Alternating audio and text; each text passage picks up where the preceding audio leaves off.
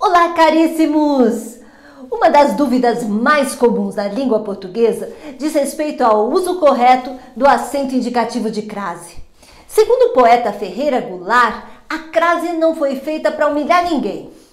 Verdade, humilhar não humilha, mas causa alguns embaraços. Então, hoje eu vou dar algumas dicas para ajudá-lo a não errar mais quando o assunto for crase.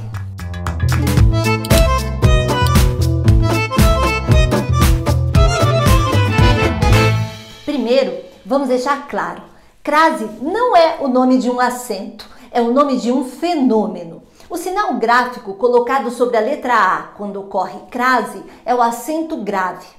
E tome cuidado com a pronúncia, com a leitura. Algumas pessoas, com a melhor das intenções, é claro, espicham esse A na leitura. O livro pertence à diretora. Outras ficam uma semana com esse A na boca. Nada disso. Lê-se esse A normalmente como um A sem acento grave ou um A com H. O som é o mesmo, por isso existem dúvidas. Porém, existem algumas dicas sobre crase que podem eliminar todas as dúvidas sobre quando ou não empregar o acento grave. Vamos a elas. Primeira dica: entenda o que é a crase. Antes de partirmos para as próximas dicas, é essencial que você saiba o que é a crase. A partir desse entendimento, você conseguirá resolver a maior parte dos casos de crase. Com origem na Grécia, a palavra crase significa mistura, fusão.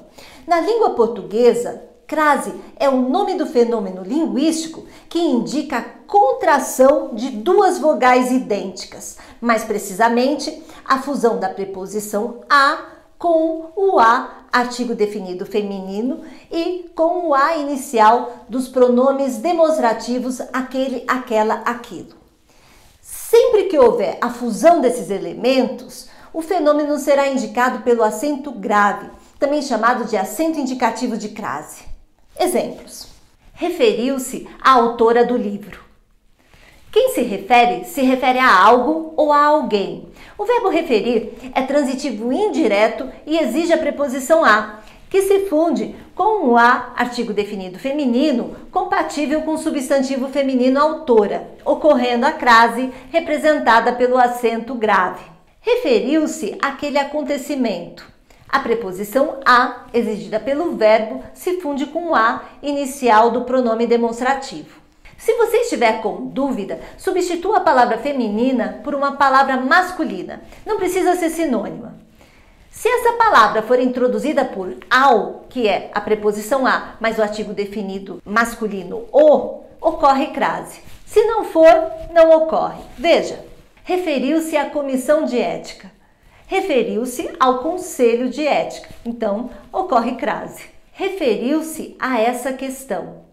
Referiu-se a esse aspecto e não ao esse aspecto. Então, não ocorre crase. Referiu-se a ela. Nossa, que muita gente fica com vontade de colocar o acento grave. Mas, veja, referiu-se a ele. O pronome não é compatível com um artigo feminino, definido feminino.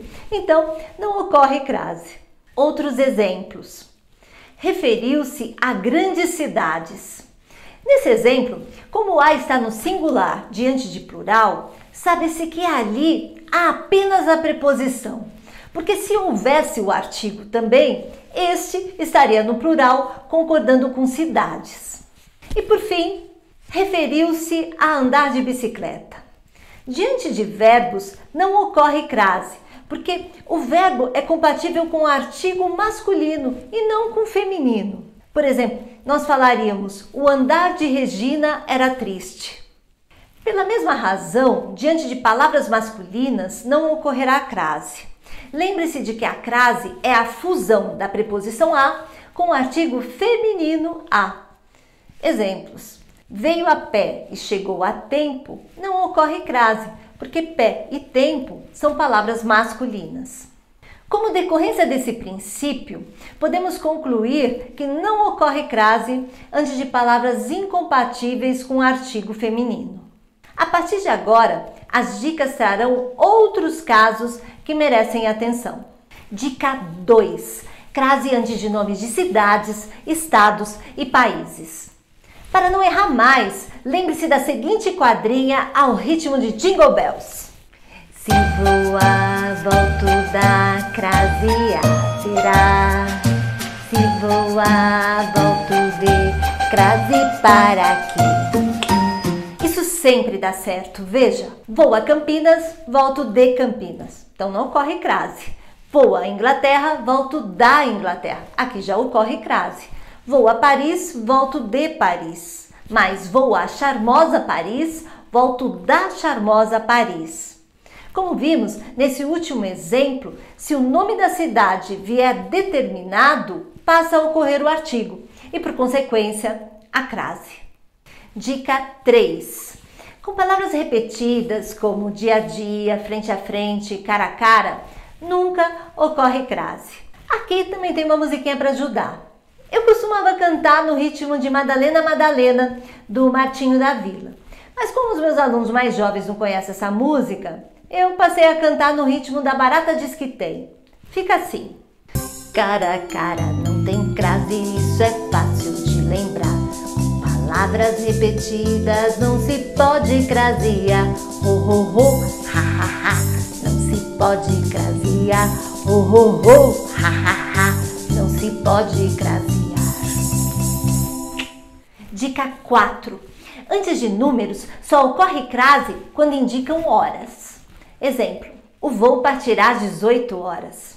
De 3 de abril a 20 de maio estarão abertas as inscrições para o curso de extensão. Dica 5. Crase e ambiguidade. É verdade que o uso do acento grave em indicativo de crase pode alterar o sentido de uma frase. Exemplos. Saiu a francesa, saiu discretamente, para diferenciar de saiu a francesa. Uma moça que nasceu na França saiu. A francesa foi embora. Matar a fome, deixar sem comer, para diferenciar de matar a fome, dar de comer. Chegou a hora do almoço. Alguém chegou a algum lugar durante o almoço, para diferenciar de chegou a hora do almoço, é hora de almoçar. Em todos esses casos, uma análise técnica demonstraria a inexistência do fenômeno da crase. A justificativa de sua ocorrência reside exclusivamente no argumento de afastar a ambiguidade, a duplicidade de sentido. Isso acontece com as expressões adverbiais femininas. Será que sem o acento grave, indicador de crase, você conseguiria afirmar com certeza o que se desejou dizer? Muito provavelmente teria dificuldade para saber qual o sentido pretendido. Isso, claro, sem um contexto específico. Então, nós temos aí mais uma prova de que a crase é muito útil, sim, na nossa língua escrita. Então, não tem mais como errar, muito menos pensar que o estudo da crase não tem serventia na língua portuguesa. Aqui cabe uma anedota. Conta-se que Monteiro Lobato, inimigo de todos os acentos, ele se recusava sistematicamente a usá-los. Disse uma vez que a língua inglesa, sem acentos, ultrapassara de longe a francesa, em que se perde tempo colocando às vezes até 3 acentos numa única palavra, como accélérer, acelerado. Brincadeiras à parte, o fato é que, além de definir sentidos e evitar ambiguidades indesejadas, como sua ocorrência é muito frequente, a crase é fundamental para que o português, em sua norma culta, seja escrito de forma correta, demonstrando assim uma forma de competência no uso da língua escrita. E como na última dica trouxemos a questão de ambiguidade e crase, vamos terminar com um caso de ambiguidade intencional, muito comum nos textos poéticos, como nesses versos de Cinéas Santos. A crase muda tudo. O amor bate a porta e tudo é festa. O amor bate a porta e nada resta. Um beijo e fique ligado porque aqui a gramática é sempre sem trauma.